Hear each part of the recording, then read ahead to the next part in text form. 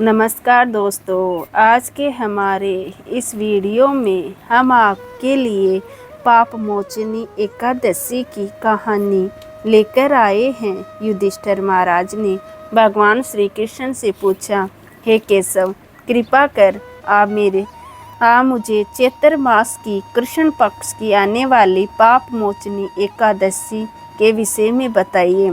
यह सुन मधुसूदन श्री कृष्ण बोले, हे राजन, पाप मोचनी एकादशी के इस व्रत को करने से मनुष्य के समस्त पापों का नाश हो जाता है और व्यक्ति अष्ट सिद्धियों को प्राप्त करता है।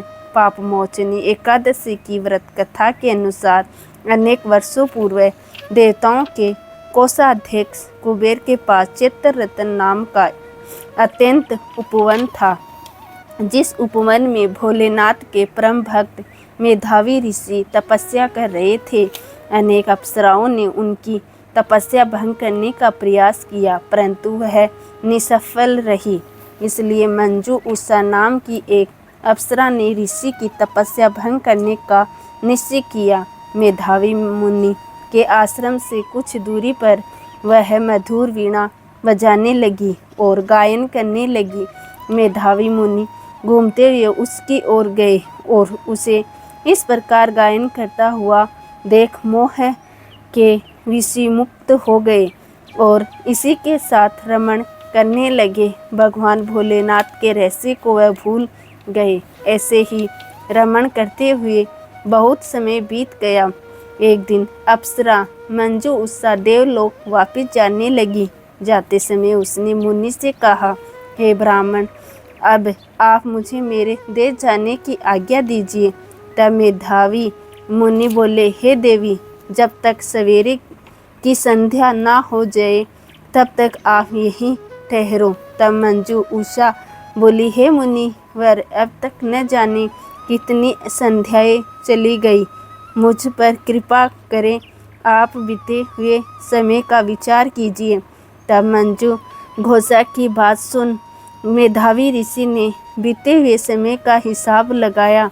तब उन्हें पता चला कि उन्हें इस अप्सरा के साथ 57 वर्ष बीत गए हैं। मंजू उषा के हो अपनी तपस्या का विनाश करने वाली जानकर मेधावी मुनि उस पर क्रोधित हो गए और उन्होंने उसे श्राप देते हुए कहा, पापिनी, तुमने मेरी कठोर तपस्या को नष्ट किया है। मैं तुम्हें श्राप देता हूँ कि तुम पिशाच योनि में चली जाओगी।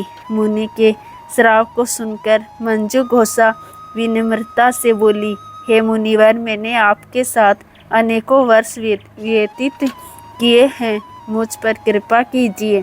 तब मेधावी मुनि बोले, क्या करूं, तुमने मेरी बहुत बड़ी तपस्या नष्ट करी है।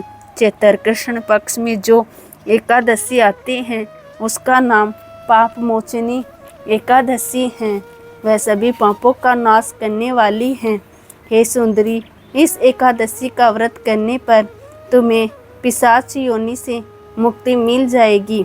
ऐसा कहकर मेधावी मुनि अपने पिता च्यवनी मुनि के आश्रम में चले गए। उन्हें देखकर च्यवनी मुनि ने पूछा, बेटा, यह क्या अनर्थ कर दिया? तुमने तो अपने पुण्यों का नाश कर दिया। तब मेधावी मुनि बोले, पिताजी, मैंने पाप किया है, कृपा कर कोई ऐसा प्रायश्चित बताइए जिससे मेरे पापों का नाश हो जाए।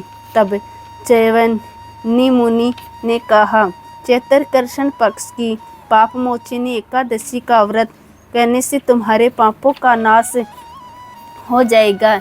यह सुन मेधावी मुनि ने विधिपूर्वक पाप मोचनी एकादशी का अनुष्ठान किया, जिसके प्रभाव से उनका पाप नष्ट हो गया और वह तपस्या से परिपूर्ण हुए।